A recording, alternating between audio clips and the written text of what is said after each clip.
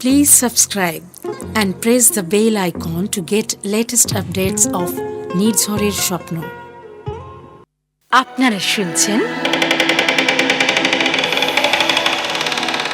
কাহানি।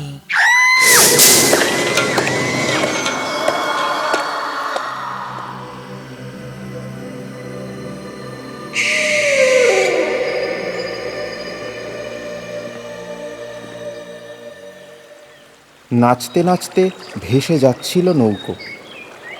কেবল নৌকো নয়, নাচছিল মহানদীর স্রোতে আলো ছায়া, চাঁদ আর তারা।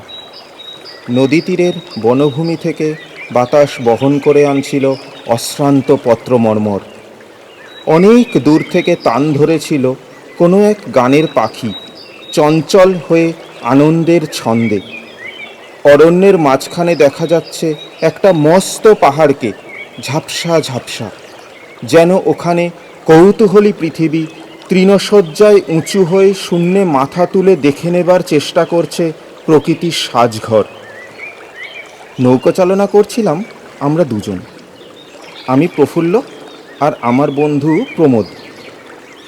কারুর বয়সী ৩০-৩২-এর বেশি নয়।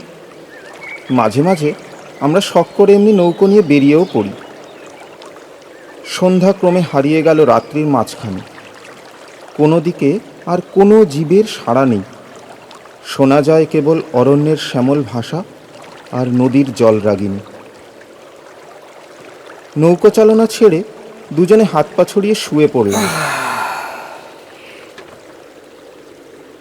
কিছুক্ষণ নীরবে তাকিয়ে রইলাম নীলাকাশ জোড়া তারকা সভার সভাপতি চাঁদের দিকে। প্রমোদের দিকে চোখ পড়ল। বললুম, প্রমোদ, একটা গান শোনাও। না, আজকের রাত ভালো লাগছে, তুমি একটা গান গেয়ে তাকে আরো সুন্দর করে তোলো। না প্রফুল্ল, ভালো লাগছে না গান গাইতে। কেন? মনে হচ্ছে যেন এক চরম অমঙ্গল আমার সঙ্গে দেখা করবার চেষ্টা করছে। কি হলো? হাসলে যে? এমন সুন্দর রাত, এমন চাঁদের আলো, এমন নদীর গান, এর ভেতরে তুমি অমঙ্গলকে সন্ধান করছো? আমি সন্ধান করছি না প্রফুল্ল, অমঙ্গলই আমাকে সন্ধান করছে। আমি যেন আমার চোখের সামনে দেখতে পাচ্ছি পরলোকের সিংহদ্বার। ভাই প্রমোদ, তোমার মুখে প্রায়ই এমনি সব কথা শুনতে পাই, এর কারণ কি বলো তো? বিনা কারণে কেউ অমঙ্গলকে ধ্যান করে না। অমঙ্গলকে ধ্যান? এখন অমঙ্গলই হচ্ছে আমার একমাত্র ধ্যান ধারণা। তুমি পাগল। তুমি যদি আমার জীবনের কথা জানতে, তাহলে আমাকে পাগল বলতে তোমার বাধ্য। এ কথা তোমার মুখে সাজে না। কেন? নিজের জীবনকে তুমি তো নিজেই রহস্যের এক ঘেরাটোপ দিয়ে ঢেকে রেখেছ। কতবার তোমার জীবনের কথা শুনতে চেয়েছি, কিন্তু তুমি কি কোনোদিনই আমার প্রার্থনা পূর্ণ করেছো? কেন যে তোমাকে আমার জীবনের কথা বলিনি, তা কি তুমি জানো? কেমন করে জানবো বলো? আমি তো গণৎকার নই। আমার জীবনের কথা হচ্ছে অলৌকিক। অলৌকিক? অলৌকিক বা অপার্থিব। শুনলে তুমি বিশ্বাস করবে না। তোমার চেয়ে বড় বন্ধু আমার আর কেউ নেই, তোমার কথায় আমি করব অবিশ্বাস? কেবল অলৌকিক তো নয়, আমার জীবনের কথা হচ্ছে ভয়ঙ্কর। তোমার সর্বাঙ্গ রোমাঞ্চিত হবে, শেষ পর্যন্ত হয়তো সহ্য নাও করতে পারো। বন্ধু, জীবন বড় একঘেয়ে, কিন্তু তোমার কথায় পাচ্ছি অ্যাডভেঞ্চারের গন্ধ। রোমাঞ্চিত হতে আমি ভালোবাসি। পৃথিবীতে বসেই যদি অপার্থিবের সন্ধান পাওয়া যায়, তাও মন্দ লাগবে বলে মনে হচ্ছে না। বেশ, ব্যক্ত করো তোমার জীবন কাহিনী। চাঁদের দুধের ধারামাখা নদীর স্রোতের সঙ্গে নৌকো ভেসে যাচ্ছিল আপনা আপনি। হঠাৎ থেমে গেল বাতাসের উচ্ছ্বসিত গতি, স্তব্ধ হয়ে গেল বনমর্মর, ক্ষীণ হয়ে এলো নদীর কলতান। এবং সেই স্তব্ধতার মধ্যে আচম্বিতে জাগ্রত হলো কোথায় রক্তলোভী ব্যাঘ্রের ভয়াবহ গর্জন। শুনে কি? কোথায় কোথায় বাঘ থাকছে? ডাকুক গে, তাতে আমাদের কি? না না না না, কিছু না কিছু না, বিশ্বাস করো আর না করো, তবে তবে শোনো তুমি আমার কথা। বলো। আমরা যখন আসামের এক জঙ্গলে বাস করতুম তখনকার কথাই আমি ভালো করে বলবো, কিন্তু আমাদের আদি বাস ছিল বাংলাদেশে 24 পরগনা জেলায়। যে কারণে আমাদের নিজের দেশ ছাড়তে হয়েছিল, আগে সেই কথাটাই বলি। ভাই বোন মিলে আমরা ছিলাম 3 জন, দাদা, আমি আর মায়া। বাবা আমাদের খুব ধনী না হলেও লাখ টাকার মালিক ছিলেন, তারই সুদে স্বাধীনভাবে চলতো আমাদের সংসার। মায়াকে প্রসব করবার পরপরই আমার মা মারা পড়েন। বাবা ছিলেন পরম হিন্দু।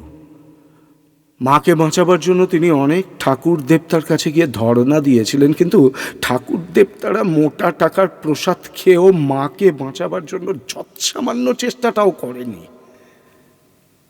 আর তার ফলে বাবা হিন্দু দেবতাদের নাম শুনলেই রেগে আগুন হয়ে উঠতেন, এবং মায়ের শোকে বাবার মস্তিষ্ক বোধহয় কিঞ্চিত বিকৃত হয়ে গিয়েছিল। যে কারণেই হোক, বাবা হঠাৎ করেই খ্রিস্ট ধর্ম অবলম্বন করলেন। আর এসব ব্যাপারে বাংলার পল্লী সমাজে কীরকম বিশ্রী আন্দোলন জাগে সেটা বোধহয় তোমাকে বর্ণনা করে বুঝিয়ে দিতে হবে না। কেবল প্রতিবেশীরাই নয়, গ্রামের জমিদার পর্যন্ত গেলেন ক্ষেপে। চারিদিকে রক্তচক্ষু, চারিদিকে গালাগালি। একদিন জমিদার বাড়িতে বাবার ডাক পড়ল, আর সেখানে কোন দৃশ্যের অভিনয় হবে সেটা আন্দাজ করতে পেরেই বাবার নিজের বাড়িতেই বসে থাকলেন। ক্রুদ্ধ জমিদার বাবু সেদিন সন্ধ্যাতেই পাঠালেন এক যষ্ঠিধারী দারোয়ান। বাবা বাইরের ঘরেই বসেছিলেন। দারোয়ান সোজা ঘরের ভেতরে ঢুকে এসে জানালে, আপনাকে কান ধরে টেনে নিয়ে যাবার জন্য হুকুম হয়েছে। বাবা খুব অল্প কথার মানুষ ছিলেন, সংক্ষেপেই বললেন, একবার চেষ্টা করেই দেখো না। দারোয়ান চেষ্টা করতে তো ভয় পেল না, হাত বাড়ালো বাবার কর্ণ ধারণ করবার জন্য, কিন্তু বাবাও সঙ্গে সঙ্গে হাত বাড়ালেন তার চেয়ে তাড়াতাড়ি। দারোয়ানের লাঠিটা কেড়ে নিয়ে তার মাথায় বসিয়ে দিলেন এক ঘা। বিনা বাক্য ব্যয় দারোয়ান হলো একেবারে কুপকাত। মুহূর্তেই তার আত্মা হলো দেহহীন। কিন্তু এমন অঘটন যে ঘটবে বাবা কল্পনাও করতে পারেননি। দারোয়ানকে হত্যা করবার ইচ্ছা তার মোটেও ছিল না, কিন্তু বিপদে পড়েও বাবা বুদ্ধি হারাননি। তাড়াতাড়ি নিতান্ত দরকারি জিনিসপত্র কিছু গুছিয়ে ফেললেন।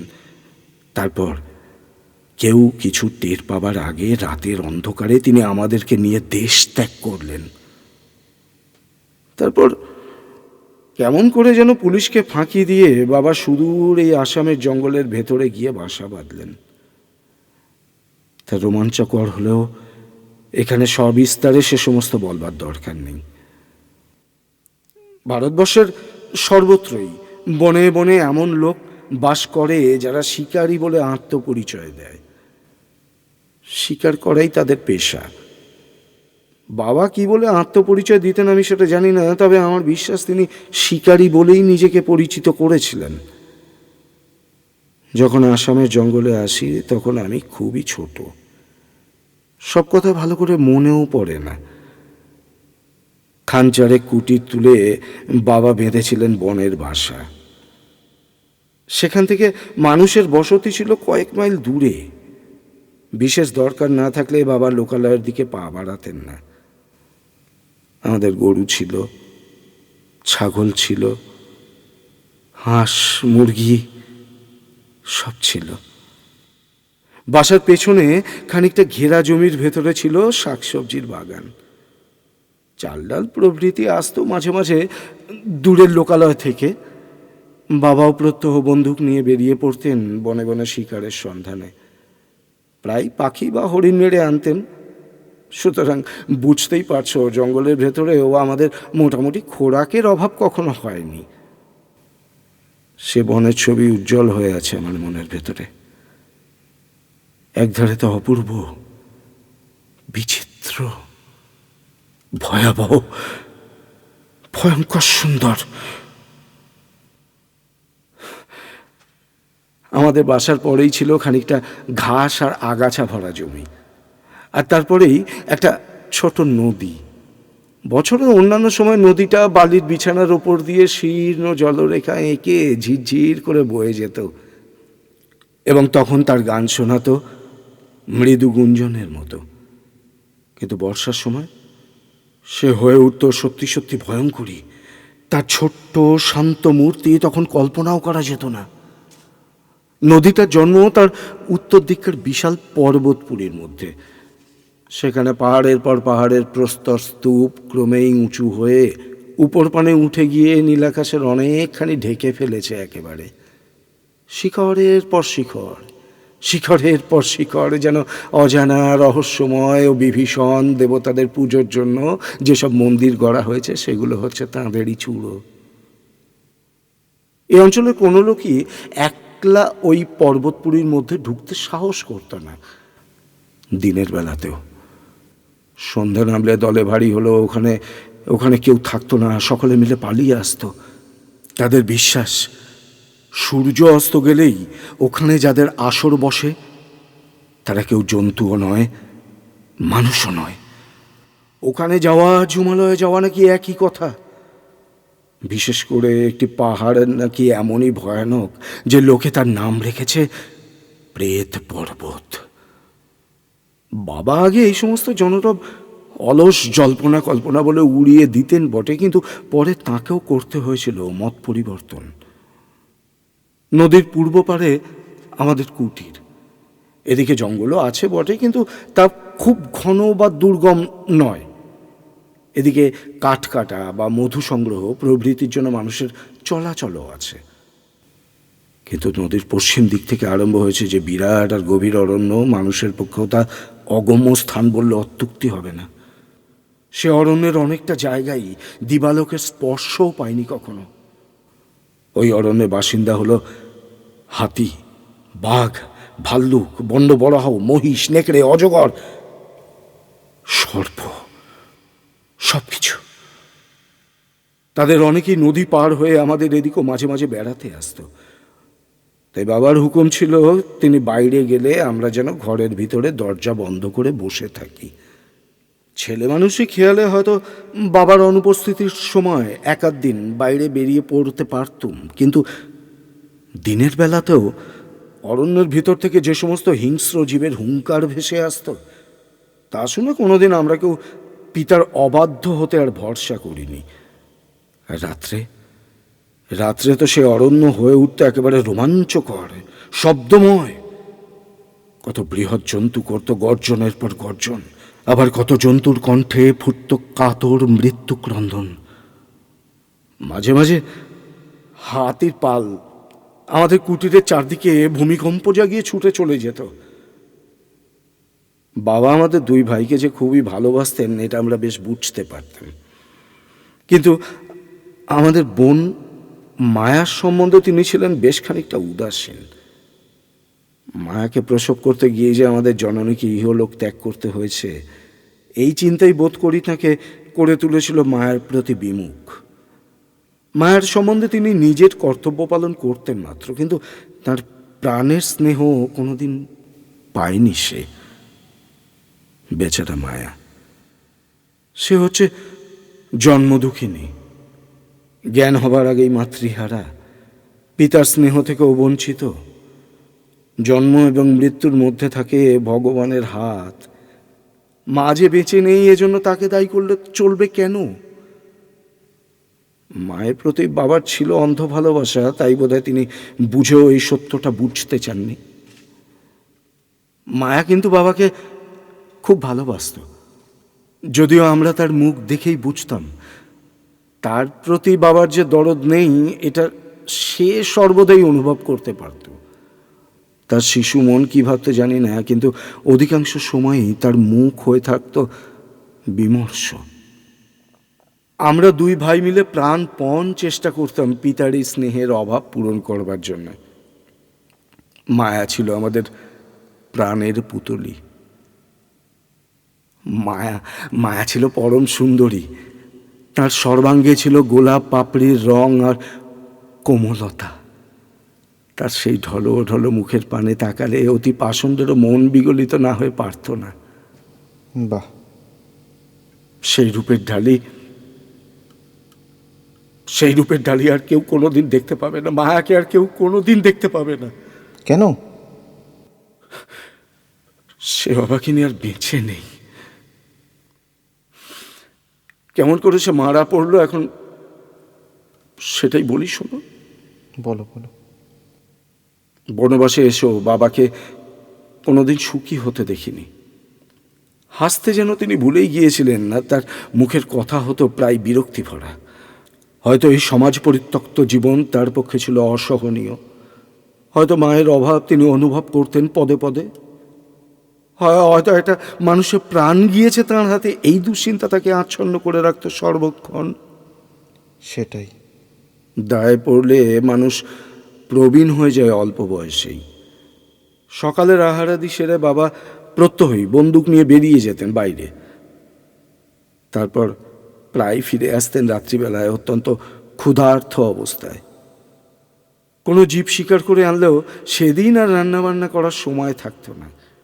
সেই জন্য দুপুরের পর থেকে আমরা 3 ভাই বোনে মিলে রাতের আহার্য প্রস্তুত করবার জন্য নিযুক্ত হয়ে পড়তাম।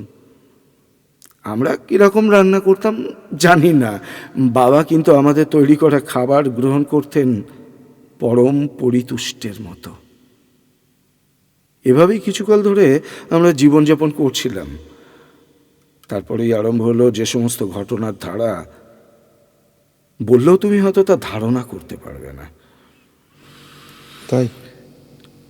দাদার বয়স তখন 16, আমার 14 আর মায়ার 11 বছর। শীত পড়ল, পাহাড়ি দেশের আসল বন্য শীত। এখানে বসে ওদেশি শীতের মর্ম কিছুতেই তোমরা আন্দাজ করতে পারবে না। রাত হয়েছে, গহন বনের শীতার্ত রাত্রি। দরজা জানলা বন্ধ করে আমরা 3 জনে উনুন ঘিরে বসে আগুন পোহাচ্ছিলাম। বাবা সারাদিনের পর ফিরে শ্রান্ত দেহে শয্যায় গিয়ে আশ্রয় নিয়েছিলেন। বাইরে হিমকাতর ঝোড়ো হাওয়া হুহু হুহু করে দীর্ঘশ্বাস ফেলতে ফেলতে বনে বনে ঘুরে ঘুরে কাঁদিয়ে তুলছিল সবুজ পাতাদের। দাদা হঠাৎ বলল, কি রাত! এই সময় যারা বাইরে আছে না জানি তাদের কি অবস্থা। মায়া মুখ তুলে বলল, হাতি আর বাঘ বেচারিদের তো ঘর বাড়ি নেই। আহা, না জানি তাদের কত কষ্ট হচ্ছে। ঠিক সেই সময়তেই আমাদের দরজার ওপাশে জাগলো একটা গর্জন। বাবা ধর্মর করে বিছানার উপরে উঠে বসলেন। নেকড়ে! মায়া আমাকে দুহাতে জড়িয়ে ধরে সভয়ে বলে উঠল, মাগো! নেকড়েটা আবার গর্জন, এবারে আগের বার থেকেও জোরে। সে কি ক্ষুধার্ত চিৎকার, যেন হিম করে দেয় বুকের রক্ত। বাবা বললেন, এ তো ভালো কথা নয়, দেখতে হচ্ছে। তিনি বিছানা থেকে নেমে পড়লেন। তারপর বন্দুকটা নিয়ে বাইরে বেরিয়ে গেলেন। আমি দরজাটা আবার ভেতর থেকে বন্ধ করে দিলাম। 8 ঘন্টা, 1 ঘন্টা, 2 ঘন্টা কেটে গেল। বাবা তবু ফিরলেন না। বন্দুকের শব্দ বা নেকড়ের গর্জনও শুনতে পেলাম না। ঘুমের কথা ভুলে আমরা 3 জনে বসে বসে ভাবতে লাগলাম, এমন কনকনে ঠান্ডা রাতে বাবা এতক্ষণ ধরে বনের ভেতরে কি করছেন? কোনো বিপদে পড়েননি তো? ছোট্ট মায়া তন্দ্রার ঝোঁকে থেকে থেকে তার মাথা নুয়ে পড়েছে, তবু সেও কিন্তু ঘুমাতে পারল না। ব্যাপারটা যা হয়েছিল পরে বাবার মুখ থেকে শুনেছি। সে রাতে আকাশের চাঁদ ছিল, জ্যোৎস্নার ধবধবে আঁচলে চাপা পড়েছিল অন্ধকার। দরজা খুলেই বাইরে বেরিয়ে বাবা দেখেছিলেন প্রায় 30 গজ দূরে দাঁড়িয়ে আছে একটা প্রকাণ্ড দীপ্তচক্ষু নেকড়ে বাঘ। বাবাকে দেখেই সে গজরাতে গজরাতে আরো খানিকটা তফাতে গিয়ে দাঁড়ালো। জানোয়ারটাকে অত দূর থেকে গুলি করলে লক্ষ্য ব্যর্থ হবে এই ভেবে বাবা বন্দুক তুলে তাড়াতাড়ি তার দিকে অগ্রসর হয়েছিলেন। একই অভিনয়ে চলল খানিকক্ষণ ধরে। বাবা যত এগিয়ে যান নেকড়েটাও তত এগিয়ে যায়। বাবা যেই দাঁড়ান সেও দাঁড়িয়ে পড়ে, দুই চোখে অগ্নিবৃষ্টি করে গজরাতে থাকে। বাবা ছুটলে সেও ছোটে, বাবা ধীরে ধীরে চললে সেও চলে ধীরে ধীরে। বাবা ভারী একরোখা ছিলেন, তাঁরও অমনি গো হলো যেমন করে হোক আজ এই নেকড়েটাকে বধ করবেনই। তিনি ছুটলেন পশুটার পিছনে পিছনে, মাইলের পর মাইল পার হয়েও থামলেন না। ঘন্টার পর ঘন্টা কেটে গেল, তবু হুঁশ নেই। তারপরেই নেকড়ের সঙ্গে সঙ্গে বাবা এসে পড়লেন প্রেত পর্বতের তলদেশে। তার সম্বন্ধে জনরব কি বলে সেটা তার অজানা ছিল না, কিন্তু সেসব কথাকে তিনি কুসংস্কার বলেই উড়িয়ে দিয়ে এসেছেন বরাবর। প্রেত পর্বতের বুকের ভিতরে লক লক করে খেলা করছিল অগ্নিশিখা। বাবা স্থির করলেন দাবানল।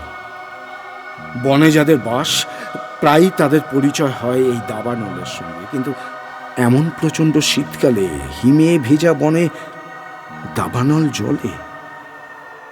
শিকারের উত্তেজনায় বাবার মনে এ প্রশ্নটা জাগল না। স্বাভাবিক। দাবানল জ্বলছে দাউ দাউ করে। কে যেন অপবিত্র নরকাগ্নির খানিকটা নিক্ষেপ করেছে ওই প্রেত পর্বতের মধ্যে।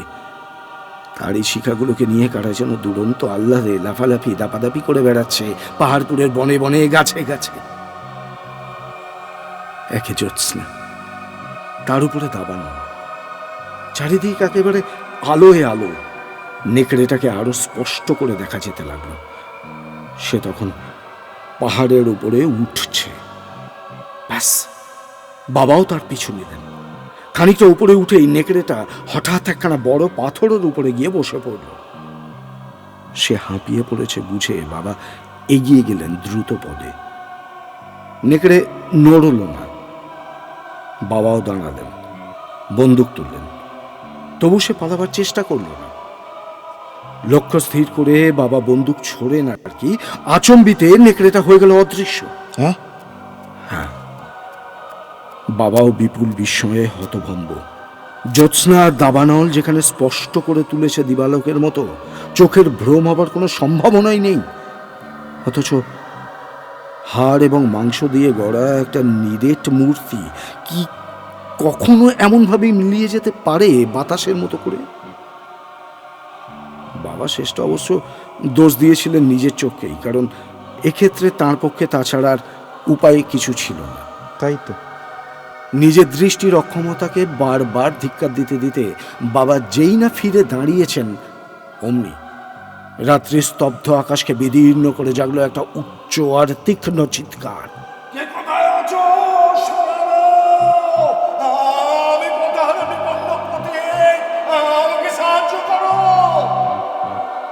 এটা আবার নতুন বিস্ময়। কুবিখ্যাত প্রেত পর্বত, দিনের বেলা তো লোকে যার কাছে আসতে আতঙ্কে শিউরে ওঠে, এই গভীর নিশীথে সেখানে মানুষ পথিক। সে আবার এমন সৃষ্টি ছাড়া স্থানে অন্য মানুষের কাছে সাহায্য প্রার্থনা করছে। এ কি উন্মত্ত! তারপরেই দেখা গেল উপত্যকার পাশের পথ দিয়ে এগিয়ে আসছে দুটো মূর্তি। বাবারও বুকটা ছ্যাদ করে উঠল। তাহলে কি প্রেত পর্বত সম্বন্ধে জনরব মিথ্যে নয়? মূর্তি দুটো ক্রমেই কাছে এসে পড়ল। তাদের একজন পুরুষ আর একজন নারী। না না, এরা যে পৃথিবীর মানুষ সে বিষয়ে কোনো সন্দেহ নেই। বাবা শুধলেন, কে আপনারা? আগে আমরা বিদেশি। এখানে কেন? শত্রুদের কবল থেকে উদ্ধার পাওয়ার জন্য বনের ভেতরে পালিয়ে এসেছিলাম। তারপর থেকে এখানে পথ হারিয়ে এসে পড়েছি। আপনি দেখছি বাঙালি। বাংলা আমার দেশ বটে, তবে এখন থাকি আসামে। কেন? এখানে চাকরি করি। শত্রুর কথা বলছিলেন না? হ্যাঁ হ্যাঁ হ্যাঁ হ্যাঁ হ্যাঁ। কে আপনার শত্রু? আগে আগে জমিদার জমিদার? জমিদার ওই জমিদার বেটা জোর করে আমার এই মেয়েটাকে আমার কাছ থেকে ছিনিয়ে নিতে চাইছে। সে কি কথা? সে জোর করে আমার মেয়েকে বিয়ে করতে চায়। তার চরিত্র একেবারে নরপিশাচের মতো। তার কবল থেকে উদ্ধার পাওয়ার জন্যই আমি মেয়েকে নিয়ে পালিয়ে এসেছি। কিন্তু আপনি কোথায় এসেছেন জানেন? কোথায়? প্রেত পর্বতে। হ্যাঁ, এ কি রকম নাম? লোকে বলে রাত্রে এ পাহাড়ে বসে ভৌতিক সভা। ধুর, আপনি এসব বিশ্বাস করেন? করলে এত রাত্রে এখানে আসতুম না। মশাই এইটাই আমার মেয়ে লীলা। তুমি ভূত মানো? প্রশ্নটা শুনেই লীলা চমকে উঠেছিল। তারপর তাকালো প্রেত পর্বতের একেবারে শিখরের দিকে, যেখানে তখনও নৃত্য করছিল দাবানলের শিখা। বাবা বললেন, এ আলোচনার স্থান নয়। আপনার নামটি জানতে পারি কি? আগে আমি হলাম গিরীন্দ্র শেখর চৌধুরী। আগে আপনার? প্রবোধ কুমার বসু। আচ্ছা, ঠিক আছে, পরিচয় তো হলো। এখন আমাদের আপনি কি করতে বলেন? গিরীন্দ্রবাবু, হ্যাঁ। আপনি জানেন না আপনার সঙ্গে আমারও জীবনের কতটা সাদৃশ্য আছে। আমিও জমিদারের অত্যাচারে দেশ ছাড়া। আমরা দুজনেই দুজনের ব্যথার সাথী হতে পারি। আসুন আমার সঙ্গে, আসুন আসুন। চল। তারপর মায়া তখনও ঢুল ছিল জানো, আর আমরা তখনও বসে ভাবছিলাম। হঠাৎ দরজায় একটা কড়া ঘাত হলো। সঙ্গে সঙ্গে শুনতে পেলাম বাবার কণ্ঠ। দরজা খোলো। আমরা আশ্বস্তির নিঃশ্বাস ফেলে তাড়াতাড়ি গিয়ে দরজাটাকে খুলে দিলাম। বাবার সঙ্গীদের দেখে আমার দৃষ্টি কেমন সচকিত হয়ে উঠল। আর মায়া অস্ফুট কণ্ঠে কেঁদে উঠে এক ছুটে পালিয়ে গেল। বাবা আগন্তুকদের দিকে ফিরে বললেন, আমার ছেলেমেয়েরা এখানে অতিথি দেখেনি কোনোদিন, ওরা তাই বিস্মিত হয়েছে। ঠিকই হবারই তো কথা। এই যে খোকা খুকুরা, তো শোনো, তোমাদের কোনো ভয় নেই। আমরা কিন্তু বাঘও নই, ভাল্লুকও নই। বনের মধ্যে আমরা পথ হারিয়ে ফেলেছিলাম। তোমাদের বাবা দয়া করে আমাদেরকে আশ্রয় দিয়েছেন। আসুন গিরীন্দ্রবাবু, আসুন আসুন। লীলা দেবী, উনুনে এখনো আগুন আছে দেখছি। এতক্ষণ ধরে বাইরে শীতের যে ধাক্কা সামলাতে হয়েছে, দেহগুলো একটু তাতিয়ে না নিলে চলবে না। ঠিক প্রকাশ। হ্যাঁ বাবা। এরা নিশ্চয়ই ক্ষুধার্ত। এত রাত্রে ভালো করে খাওয়াবার সময় তো হবে না। এখন কি করা যায় বলো তো? বাবা, চাল আছে, ডাল আছে, আলু আছে, আর তাজা মুরগির ডিম আছে। বলো তো 1 ঘন্টার মধ্যে খাবার তৈরি করে দিতে পারি? বাহ, সাধু খোকা বাবু, সাধু। তোমার মুখে ফুলচন্দন পড়ুক। এই যে একেবারে মরুভূমিতে বৃষ্টি ধারা, গহন বনে রাজভোগ। ইতিমধ্যে মায়ার খোঁজে পাশের ঘরে ঢুকে আমি দেখলাম বিছানার উপরে উপুড় হয়ে শুয়ে সে ফুঁপিয়ে কাঁদছে। ভয় করছে, আমার বড্ড ভয় করছে। ভয় করছে কেন রে? ওই মেয়েটাকে দেখে। কোন মেয়েটা? বাবার সঙ্গে যে এসছে? হ্যাঁ। সে কি রে? ও তো পরীর মতো সুন্দরী। অমন সুন্দরী আমি কখনো দেখিনি।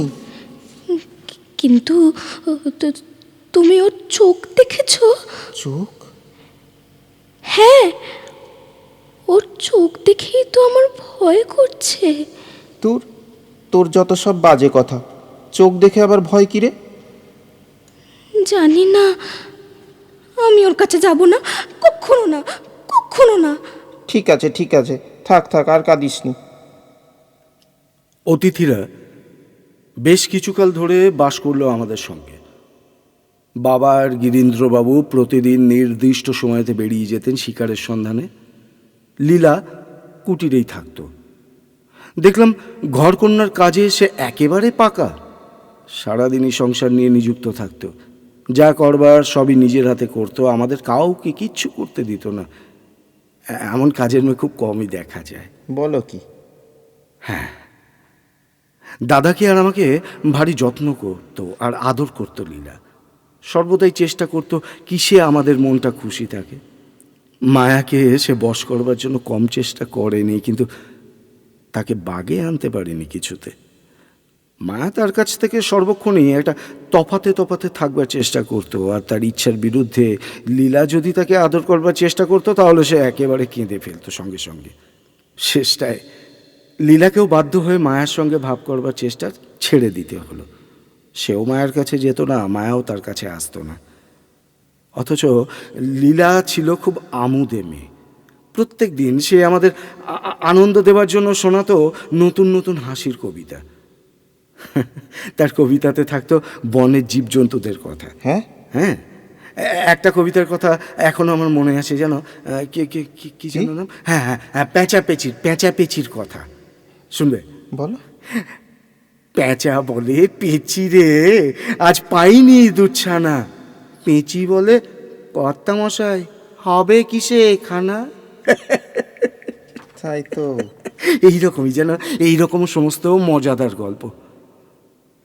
শুধু আমরা কেন, বাবার মন রাখবার জন্য লীলার চেষ্টার কোনো ত্রুটি ছিল না। প্রায় সে নতুন নতুন খাবার পথ তৈরি করত, বিশেষ করে বাবার জন্য। বাবা খেতে বসলে সে সামনে গিয়ে বসতো, পাখা নেড়ে মাছি তাড়াবে বলে। এত যত্ন আদর পেয়ে বাবাও হয়ে উঠলেন তার প্রতি অত্যন্ত সদয়। ক্রমে এমন অবস্থা গিয়ে দাঁড়ালো যে লীলা ছাড়া বাবার এক দণ্ড চলত না। একদিন রাতে খাওয়া দাওয়ার পর আমরা তিনজন শয্যায় গিয়ে আশ্রয় নিয়েছি। বাবা আর গিরীন্দ্রবাবু বসে বসে কথাবার্তা বলছেন। প্রবোধবাবু, কাল থেকে আর আপনার আতিথ্য স্বীকার করতে পারবো না। সে কি কথা? হ্যাঁ হ্যাঁ, কাল আমাকে কলকাতায় যেতেই হবে, একটা বিশেষ জরুরি দরকার। ও আচ্ছা, তারপর আবার ফিরবেন তো? সে কি? আরে মশাই, আবার ফিরবো কেন? হ্যাঁ, আসামে তো আর আমার চাকরিটা নেই। এতদিন ঘনিষ্ঠতার ফলে আপনারা আমাদের আত্মীয়ের মতো হয়ে গিয়েছিলেন। এই মায়ার বাঁধন ছিঁড়তে আমার কষ্ট হবে। দূর মশাই, মায়ার বাঁধন ছিঁড়বেন কেন? হ্যাঁ, আপনি ইচ্ছা করলে আমরা আরো ঘনিষ্ঠ আত্মীয় হতে পারি। কেমন করে? আপনার হাতে আমি আমার কন্যাকে সম্প্রদান করতে রাজি আছি। তার মানে? আমার জামাই হতে আপনার আপত্তি আছে? না। বেশ বেশ, তাহলে এখনই বিবাহ হয়ে যাক। অসম্ভব, অসম্ভব, এখনই বিবাহ সম্ভব নয়। এই অসম্ভবকে সম্ভব করতে হবে, কারণ কাল খুব ভোরেই আমি কলকাতার দিকে যাত্রা করব। কিন্তু এই বনে এত রাত্রে? প্রবোধ, হ্যাঁ, তুমি কি বলবে বুঝতে পেরেছি। তুমি বলতে চাও তো এত রাতে এখানে পুরুত খুঁজে পাওয়া যাবে না, কিন্তু দরকার কি পুরুতের? তুমি খ্রিস্টান, আমি কোনো ধর্ম মানি না, তবে আর সামাজিক অনুষ্ঠান নিয়ে মাথা ঘামানোটা কিসের জন্য? তুমি লোকালয় ত্যাগ করেছো, যাপন করছো বন্য জীবন, সুতরাং বন্য রীতি অনুসারেই তোমাদের বিয়ে হলে কোনো ক্ষতি তো নেই। কিন্তু আর কোনো কিন্তু নয়, আমি আমার মেয়ের বিয়ে দেব নিজের শর্তে।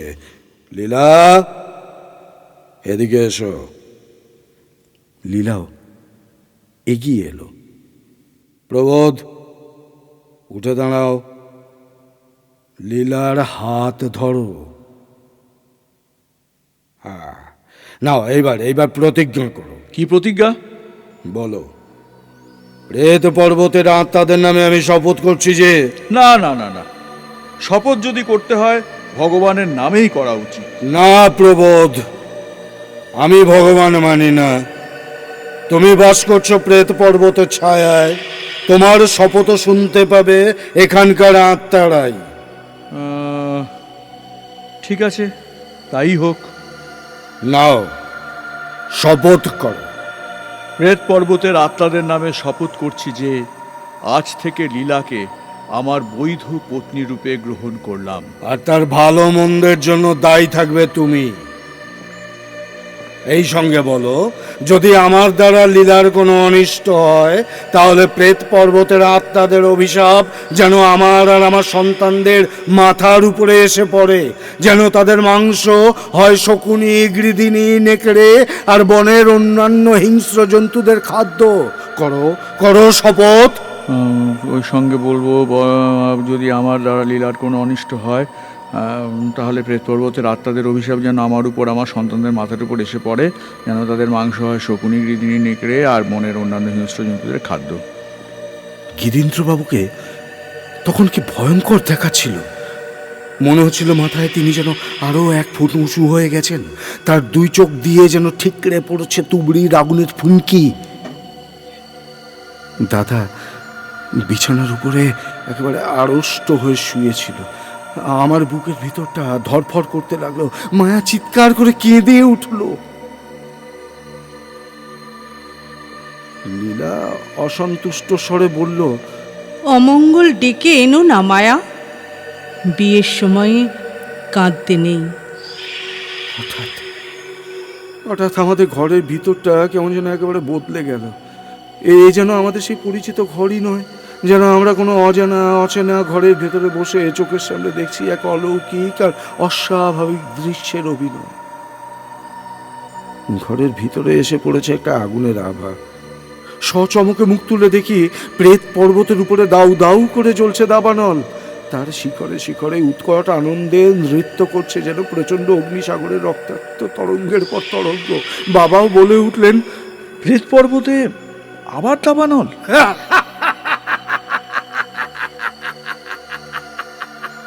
প্রেত পর্বতের আত্মারা যে তোমার শপথ শুনতে পেয়েছে, ওই দাবানলই হচ্ছে তার জ্বলন্ত প্রমাণ। কি বলছেন? গিরীন্দ্রবাবু চলে গিয়েছেন। বাবাও হুকুম দিয়েছেন লীলাকে মা বলে ডাকতে। কিন্তু কেবল বাবা আর লীলার সামনেই আমরা শুধু ওই মা শব্দটা উচ্চারণ করতাম, নিজেদের মধ্যে ব্যবহার করতাম লীলার ডাক নামটাই। কেন জানি না, তাকে মা বলতে গেলে যেন বদ্ধ হয়ে আসতো আমাদের কণ্ঠস্বর। তবে লীলার যত গুণই থাক, তার মধ্যে মাতৃত্বের ভাব কিন্তু ছিল না একটু। কিছুদিন এভাবেই কেটে গেল। তারপরে ঘটনার ধারা বইতে লাগলো সিনেমার ছবির মতো দ্রুত তালে। আমাদের শোবার ঘরে ছিল 2টো বিছানা, একটাতে শুতো বাবা আর লীলা, আর একটাতে আমরা 3 ভাই বোন। এক রাত্রে মায়া হঠাৎ ঠেলে ঠেলে দাদাকে আর আমাকে জাগিয়ে দিল। দাদা ওঠো, দাদা। কি হয়েছে রে মায়া? লীলা বাইরে বেরিয়ে গেছে। বাইরে মানে? বাইরে মানে বনের ভেতরে। এত রাত্রে? দূর, কি বলছিস তুই? সত্যি বলছি দাদা। লীলা আস্তে আস্তে বিছানা থেকে উঠল। হ্যাঁ? একবার ফিরে চেয়ে দেখলো বাবা ঘুমোচ্ছে কিনা। তারপর পা টিপে টিপে এগিয়ে দরজা খুলে বাড়ির বাইরে চলে গেল। ওই দেখো না, বিছানায় সে নেই। সত্যি তো? ওই হাড় কাঁপানো শীতের নিঝুম রাতে পদে পদে বিপজ্জনক অরণ্যের মধ্যে গিয়ে লীলা একলা কি করছে? আমাদের তো বিস্ময়ের আর সীমা রইল না। 3 জনেই না ঘুমিয়ে লেপ মুড়ি দিয়ে চুপ করে শুয়ে রইল। ঘণ্টাখানেক পর ঘরের খুব কাছেই নেকড়ের গর্জন শুনলাম। দাদা বলে উঠল, কি সর্বনাশ! লীলাকে দেখতে পেলে নেকড়ে যে কুচি কুচি করে ফেলবে। মায়াও মাথা নেড়ে বলল, কখনো না, কখনো না। মিনিট কয়েক কাটল। তারপর লীলা আবার ঘরের ভিতরে এসে দাঁড়ালো। ওদিকে জানলার সামনে ছিল জল ভরা বালতি। সেখানে গিয়ে সে হাত মুখটাকে ধুয়ে ফেলল। তারপর গিয়ে বিছানায় বাবার পাশে আবার শুয়ে পড়ল। আমরা তো ভয় কাঁপতে লাগলাম, কিন্তু কেন কেন তা জানি না। পরদিন থেকে আমরা লীলার উপরে পাহারা দিতে শুরু করলাম। কিন্তু পরদিনও সেই ব্যাপার, তারপর দিনও একই ব্যাপার। এমনই উপরে উপরেই আরও কয়েক রাত্রি ধরে দেখলাম একই দৃশ্য। ঠিক যেই রাত 12টা বাজে, লীলা বিছানা ছেড়ে উঠে বাড়ির বাইরে বেরিয়ে যায়। তারপরেই বাইরে থেকে গর্জন করে ওঠে একটা নেকড়ে। অনেকক্ষণ পরে লীলা আবার ফিরে আসে, আর প্রত্যেক দিন আবার বিছানায় গিয়ে শোবার আগে হাত মুখটাকে ধুয়ে ফেলে। বাবার ঘুম খুব গাঢ়, তিনি কিছুই জানতে পারেন না। একদিন বললাম, দাদা বাবাকে কিন্তু এসব কথা জানানো উচিত। হ্যাঁ উচিত, কিন্তু তার আগে আমাদের জানা উচিত লীলা বাইরে গিয়ে কি করে। তো সেটা কি করে সম্ভব? আজ লীলার পিছন পিছন আমিও বাইরে যাব। না না দাদা, না না, তা হয় না, তা হয় না। মায়াও অমনি ব্যস্ত হয়ে বলে উঠল, দাদা, অমন কথা মুখেও এনো না, তাহলে আমি মরেই যাব। না রে, আজ আমি বাইরে যাবই। সেদিন দাদা লেপের ভেতরে ঢুকলেন বাইরে যাবার জামা কাপড়টা একেবারে পরেই। যথাসময়ে লীলা বাড়ির বাইরে চলে গেল। দাদাও তখনই নিচে নেমে বাবার বন্দুকটাকে তুলে নিয়ে বেরিয়ে গেল ঘর থেকে। আমি আর মায়া মহা উৎকণ্ঠায় প্রায় শ্বাস বন্ধ করে দাদার জন্য অপেক্ষা করতে লাগলাম। তারপরেই শুনলাম একটা বন্দুকের শব্দ, আর তার মিনিট খানেক পরেই দেখলাম লীলা ঘরের ভেতরে এসে ঢুকলো খোঁড়াতে খোঁড়াতে। হ্যাঁ, তাড়াতাড়ি বালতির কাছে গেল। উঁকি মেরে দেখলাম একখণ্ড কাপড় দিয়ে এসে নিজের পায়ে হাঁটুর কাছে ব্যান্ডেজ বাঁধছে। খানিকক্ষণ পরে সে এসে আবার সেই একই রকমভাবে শুয়ে পড়লো বাবার পাশে গিয়ে। কিন্তু দাদা কোথায়? না না, দাদা এখনো বাইরে কেন? দাদাই কি বন্দুক ছুড়ে লীলাকে জখম করেছেন? তিনি কি তাহলে বাবার ভয়ে বাড়িতে ফিরতে পারছে না? এরকমভাবে সারা রাত কেটে গেল দুশ্চিন্তার ভেতর। বাবার ঘুম ভাঙল গিয়ে সকালে। আমি ভয় ভয় বললাম, বাবা, দাদা কোথায়? দাদা কেন, সে কি বিছানায় নেই? না। দেখো, কাল রাতে না আমি ঘুমের মধ্যে শুনেছিলুম কি যেন দরজা খুলে বাইরে গেল। আচ্ছা, ঘরের কোণে তোমার বন্দুকটা ছিল, সেটা দেখতে পাচ্ছি না তো, কেন বলো দেখি? সেই দিকে হতভম্বের মতো তাকিয়ে বাবা কিছুক্ষণ চুপ করে বসে রইলেন। তারপরে এক লাফে শয্যার উপর থেকে নেমে পড়ে ঘর ছেড়ে বাইরে বেরিয়ে গেলেন দ্রুত পদে। কিছুক্ষণ পরেই তিনি আবার ফিরে এলেন। দুই হাতে দাদার রক্তাক্ত আর ক্ষত বিক্ষত মৃতদেহ বহন করে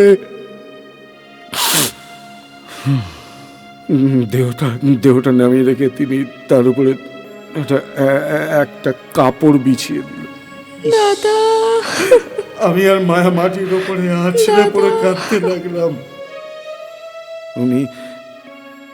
উনি লীলা দুঃখিত স্বর করে বলল, আরে প্রকাশ নিশ্চয়ই তোমার বন্দুক নিয়ে নেকড়ে মারতে গিয়েছিল। বাচ্চা ছেলে, পারবে কেন? বেচারা বুদ্ধির দোষেই নেকড়ের হাতে প্রাণ দিল। বাবা কোনো জবাব দিলেন না। তার দেহ মূর্তির মতো পুরো স্থির। আমি কথা বলতে যাচ্ছিলাম, কিন্তু মায়া আমার দুহাত চেপে ধরে এমন মিনতি ভরা চোখে আমার মুখের পাড়ে তাকিয়ে রইল যে কোনো কথাই আমি আর বলতে পারলাম না।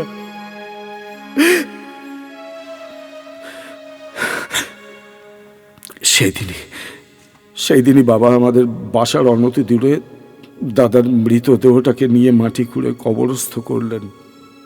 বন্য জন্তুদের কবল থেকে রক্ষা করবার জন্য কবরের উপরে চাপিয়ে দিলেন মস্ত মস্ত সব পাথর। কয়েকদিন বাবা শিকারে আর গেলেন না। সারাক্ষণ জ্বরের মতো বসে থাকেন, বিমর্ষ মুখে কি ভাবেন, আর মাঝে মাঝে গর্জন করে বলে ওঠেন, ধ্বংস করব আমি নেকড়ের বংশ, ধ্বংস করব। ইতিমধ্যে একদিনও কিন্তু নিশাচরী লীলার বাইরে যাওয়াটা বন্ধ হয়নি। তখনও যদি সব কথা বাবাকে বলতাম, কি এক ছেলে মানুষই ভর করেছিল আমার মুখকে বোমা করে রেখেছিল। শেষের দিকে শোকের প্রথম ধাক্কাটা সামলে বাবা আবার স্বীকার করতে বেরোলেন। কিন্তু প্রথম দিনই ফিরে এসে বললেন, লীলা, তুমি বললে হয়তো বিশ্বাস করবে না, কিন্তু নেকড়েরা কবরের পাথর সরিয়ে আমার অভাগা ছেলের দেহটার সব খেয়ে ফেলেছে। সে কি? কবরের ভেতরে পড়ে আছে কেবল খান কয়েক হাড়। ও মা, তাই নাকি গো? কি সর্বনাশ! নেকড়ের বংশ যার নামে যাক। বাবা, একটা নেকড়ে রোজ আমাদের দরজার কাছে এসে চিৎকার করে। তাই নাকি? এ কথা আমাকে আগে বলনি কেন? এবারে নেকড়ের ডাক শুনলেই আমাকে জাগিয়ে দিও। আমি তার রক্ত দর্শন না করে ছাড়বো না, কিছুতেই না। বাবার কথার সাথে সাথেই মায়ার মুখের দিকে একটা হিংস্র আর জ্বলন্ত দৃষ্টি নিক্ষেপ করে লীলা সেখান থেকে হন হন করে চলে গেল। কয়েকদিন পরেই আমাদের শাকসবজির বাগান, মায়া এক জায়গায় বসে বসে ধুলো মাটি দিয়ে খেলাঘর বাঁধবার চেষ্টা করছিল, আর আমি দিচ্ছিলাম গাছের গোড়ায় জল। বাবা কোদাল দিয়ে মাটি কোপাচ্ছেন।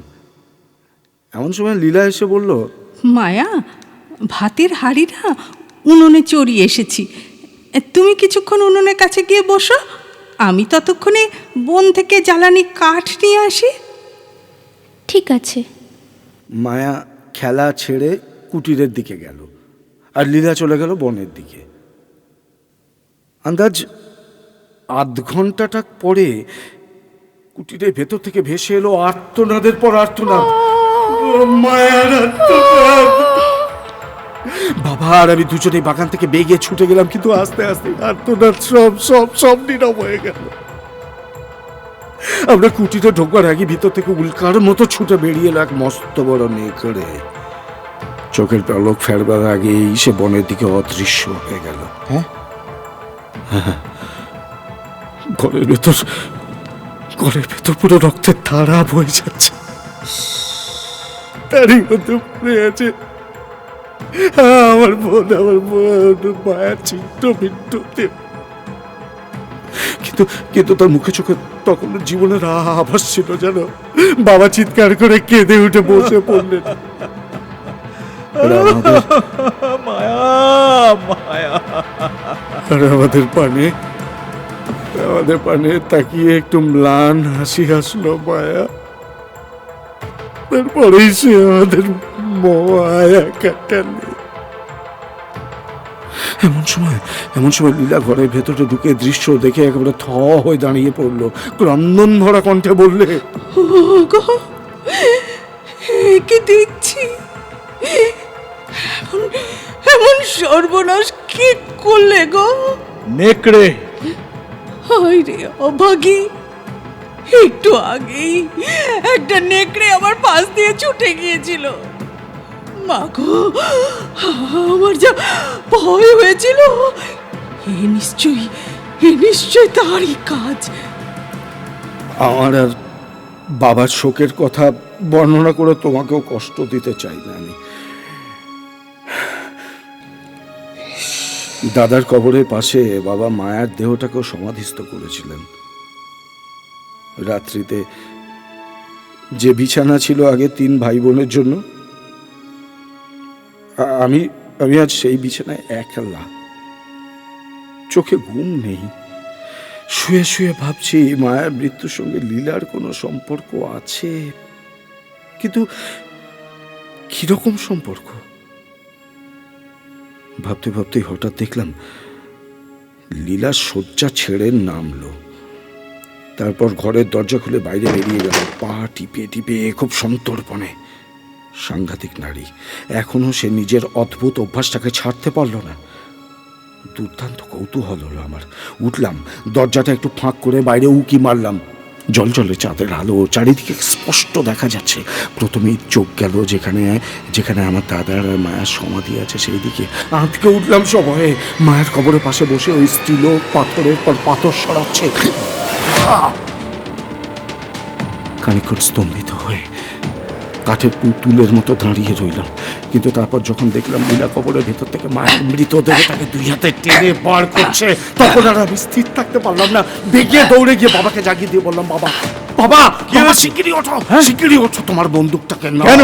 কি আবার নেকড়ে এসেছে? বটে বলেই বাবা খাট থেকে একেবারে লাফিয়ে পড়লেন, বন্দুকটাকে তুলে নিলেন, আর তারপর ছুটে গেলেন ঘরের বাইরে। আমি রইলুম পেছনে। দাদার আর মায়ের কবরের দিকে তাঁর দৃষ্টি আকৃষ্ট হলো। অস্ফুট শব্দ করে চমকে থমকে তিনি দাঁড়িয়ে পড়লেন, আর তার 2 চক্ষু যেন ঠিকরে পড়তে চাইছে। কিন্তু তার এই আড়ষ্টতা মুহূর্তের জন্য। তারপরেই হঠাৎ তিনি বন্দুক তুলে ঘোড়া টিপে দিলেন। তীব্র চিৎকারে রাত্রে স্তব্ধতাকে যেন ফাটিয়ে দিয়ে লীলার দেহ পড়ল শূন্যে, দুই বাহু বিস্তার করে মাটির ওপরে লুটিয়ে। ভগবান রক্ষা করো। আর এরপরেই বাবাও অজ্ঞান হয়ে পড়লেন। বেশ খানিক্ষণ পর বাবার জ্ঞান হলো। ধীরে ধীরে উঠে বসে কপালের উপরে ডান হাত বুলোতে বুলোতে তিনি বললেন, আমি কোথায়? আমার কি হয়েছে বলো দেখি। ও মনে পড়েছে। উফ, সে কি দৃশ্য! উফ! তার সর্বাঙ্গ যেন শিউরে উঠল একবার। আর তারপরে নিজেকে সামলে নিয়ে গাত্রোত্থান করে তিনি কবরের দিকে চললেন। আমিও তাকে অনুসরণ করলাম। কিন্তু কবরের পাশে কোথায় লীলার দেহ? সেখানে পড়ে আছে একটা প্রকাণ্ড মৃত নেকড়ে। হ্যাঁ?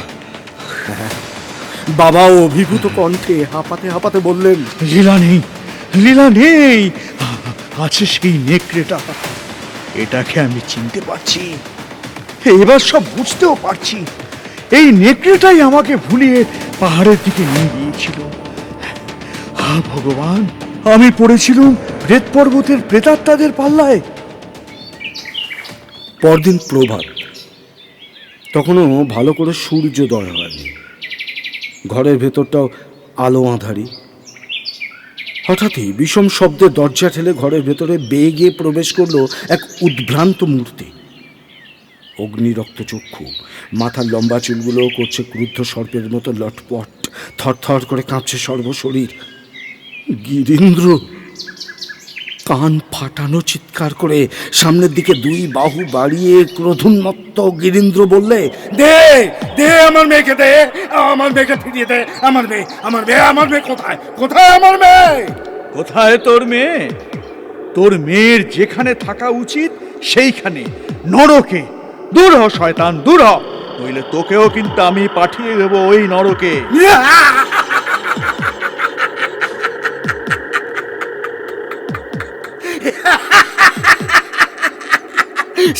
তুই তুচ্ছ নশ্বর জীব, তুই ভয় দেখাচ্ছিস প্রেত পর্বতের প্রেতাত্মাকে?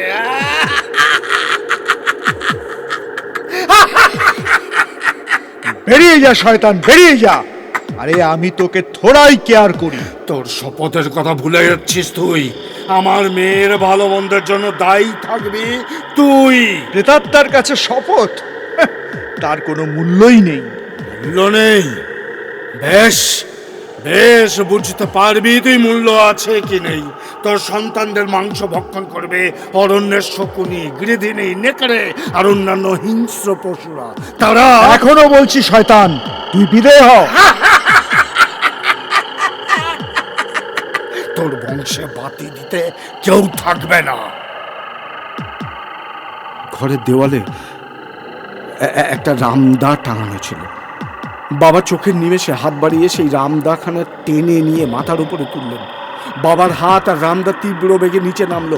গিরীন্দ্রের শরীর ভেদ করে সেখানে সাত করে চলে গেল।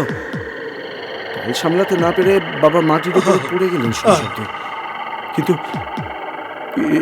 কিন্তু গিরীন্দ্র দেহ অক্ষত। তার দেহ যেন বাতাস দিয়ে, ধোঁয়া দিয়ে গড়া। শানিত অস্ত্র তার কোনো ক্ষতি করতে পারে না। সে আবার বিকট স্বরে হা হা করে হেসে বলল, ওরে নশ্বর জীব, কেবল তোদের উপরেই আমরা প্রভুত্ব করতে পারি, যারা করেছে নরহত্যা।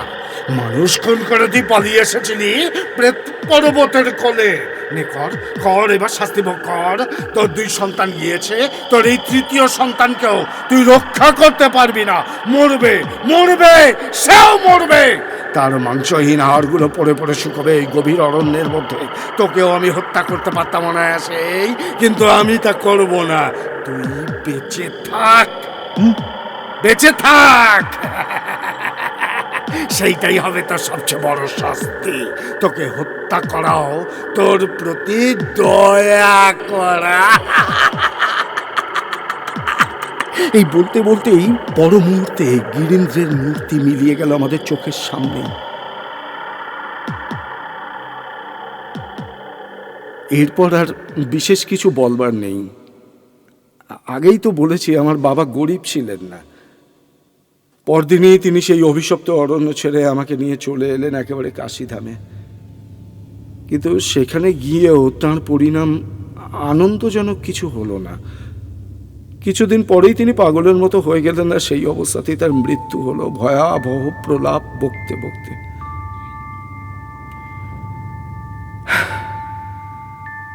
তারপর থেকেই আমি একাকী দেশে দেশে ঘুরে বেড়াচ্ছি, স্রোতের শৈবালের মতো। জীবনে কোনো আকর্ষণই আমার নেই, চেয়ে আছি কেবল মৃত্যুর দিকে। আমার কথা বিশ্বাস করো বন্ধু, যা সচক্ষে দেখেছি তাই শুধু বললাম। কখনো কখনো শুনেছ এমন জীবন কাহিনী কারো? আমার সব কথাই তো শুনলে। এমন অদ্ভুত জীবন কাহিনী তুমি আর কখনো শুনেছো বলে তো মনে হয় না। এখন বলো দেখি, বলো তো আমার কি করা উচিত? প্রমোদ, বিয়ে করো, সংসারী হও। জীবন আর লক্ষ্যহীন বলে মনে হবে না। বিয়ে? বিয়ের নাম শুনেই এমন চমকে উঠছ কেন? আমি করব বিয়ে? প্রফুল্ল, তুমি কি ভুলে যাচ্ছ ওই প্রেত পর্বতের প্রেতাত্মা কি ভবিষ্যৎবাণী করে দিয়েছে? আমার অকাল মৃত্যু নিশ্চিত। আচ্ছা প্রমোদ, তুমি তো আর প্রেত পর্বতের এলাকায় বাস করছো না। এখানে কে তোমার ওপর প্রভুত্ব করতে পারবে? তুমি কি তাই মনে করো? নিশ্চয়ই করি। তবে আজ মনের ভেতরে এমন আসন্ন মৃত্যুর পদধ্বনি শুনতে পাচ্ছি কেন? ও তোমার মনের ভুল।